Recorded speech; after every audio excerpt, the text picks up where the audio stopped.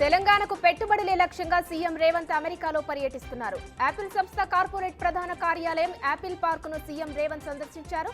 175 ఎకరాల విస్తీర్ణంలో ఉన్న ఈ క్యాంపస్ తెలంగాణలో పెట్టుబడులకు అనువైన స్థానమని సీఎం అభిప్రాయపడ్డారు. అమెరికా వేదికగా తెలంగాణ రాష్ట్రానికి సీఎం రేవంత్ కొత్త ట్యాగ్ లైన్ ప్రకటించారు. ఇకపై తెలంగాణ ఫ్యూచర్ స్టేట్ అని పిలుద్దామని పిలుపునిచ్చారు.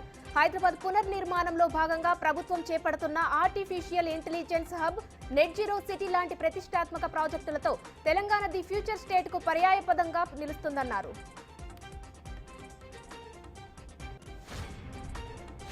గిరిజనులు ఇంకా వెనుకబడి ఉన్నారని ఏపీ సీఎం చంద్రబాబు తెలిపారు. విజయవాడలోని తుమ్మలపల్లి కళాక్షేత్రంలో నిర్వహించిన ప్రపంచ ఆదివాసీ దినోత్సవంలో ఆయన పాల్గొని మాట్లాడారు.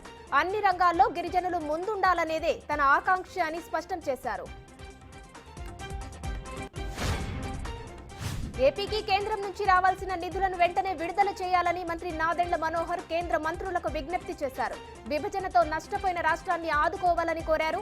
ఈ మేరకు కేంద్ర మంత్రులను ఆయన కలిశారు. కందిపప్పు కొరతతో ఇబ్బంది పడుతున్నామని వెంటనే 1,00,000 మెట్రిక్ టన్నుల కందిపప్పు కేటాయించాలని విన్నవించారు.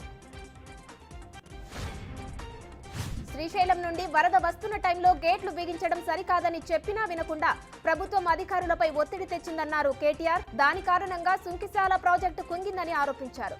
ప్రభుత్వానికి చిత్తశుద్ధి ఉంటే ప్రాజెక్టు నిర్మిస్తున్న కంపెనీని బ్లాక్ లిస్టులో పెట్టాలని డిమాండ్ చేశారు.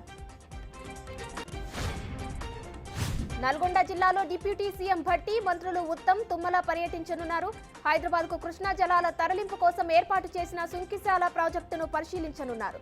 సుంకిశాల ప్రాజెక్టు రిటైనింగ్ వాల్ ఇటీవల కూలిపోయింది. రాష్ట్ర రాజకీయాల్లో చర్చనీయాంశంగా మారిన ఈ ప్రాజెక్టును మంత్రులు పరిశీలించడంపై ప్రాధాన్యత సంతరించుకుంది.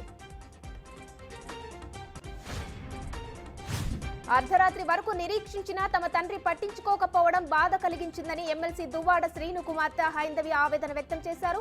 నాన్నని కలవడానికి చాలా కాలం నుంచి ప్రయత్నిస్తున్నా స్పందించడం లేదన్నారు. తమ తండ్రి తమతో కలవకపోవడానికి ఆ ఇంట్లో ఉంటున్న మహిళే కారణమని ఆమె ఆరోపించారు. ఎట్టకేలకు సిసోడియాకు ఊరట దక్కింది. ఢిల్లీ లిక్కర్ కేసులో బెయిల్ మంజూరు చేసింది సుప్రీంకోర్టు. సిబిఐ, ఈడీ కేసులో బెయిల్ ఇచ్చింది ధర్మాసనం. 17 నెలలకు పైగానే జైల్లో ఉన్న సిసోడియాకు షరతులతో కూడిన బెయిల్ ఇచ్చింది. దేశం విడిచి వెళ్లొద్దని ఆదేశించింది. ఢిల్లీ లిక్కర్ పాలసీ కేసులో సిబిఐ సమర్పించిన ఛార్జ్ షీట్ పై విచారణను రౌస్ రెవెన్యూ కోర్టు వాయిదా వేసింది. ఛార్జ్ షీట్ పేపర్లలో ఒకవైపు మాత్రమే పేజీ నెంబర్లు ఉండడంతో వాదనలు వినిపించేందుకు ఇబ్బందికరంగా ఉంటుందని నిందితుల తరపు న్యాయవాదులు జడ్జికి వివరించారు. కాబట్టి ఛార్జ్ షీట్ ను స్క్రూటినీ చేయాల్సి ఉందన్నారు. దీంతో ఈ నెల 14 వరకు పేజీ నెంబర్లు సరిచేస్తామని సిబిఐ కోర్టుకు వెల్లడించింది.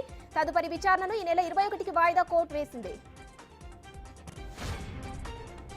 నాగచైతన్య, శోభిత బంధంపై వేణుస్వామి సంచలనాత్మక జ్యోతిష్యం చెప్పారు. వారి వైవాహిక జీవితం సజావుగా సాగదంటూ చెప్పుకొచ్చారు. నిశ్చితార్థం జరిగిన సమయం అసలు ముహూర్తమే కాదన్నారు. 2027 నుంచి మధ్య మనస్పర్ధలు వస్తాయని, మరో స్త్రీ కారణంగా విడిపోతారన్నారు. గతంలో చేయిసాం విడిపోతారని చెప్పిన వీడియోను సైతం ట్యాగ్ చేశారు. ప్యారిస్ ఒలింపిక్స్ లో భారత్ ను పాకిస్తాన్ అధిగమించింది. 5 పతకాలు సాధించిన భారత్ 63వ స్థానంలో ఉంటే కేవలం 1 స్వర్ణం సాధించిన దాయాది పాక్ 53వ స్థానానికి చేరింది. పురుషుల జావెలిన్ త్రో ఫైనల్లో ఆ దేశానికి చెందిన నదీం అనూహ్య రీతిలో గోల్డ్ మెడల్ కైవసం చేసుకున్నాడు. దాంతో ఆ దేశం పతకాల పట్టికలో ఒక్కసారిగా పైకి ఎగబాకింది.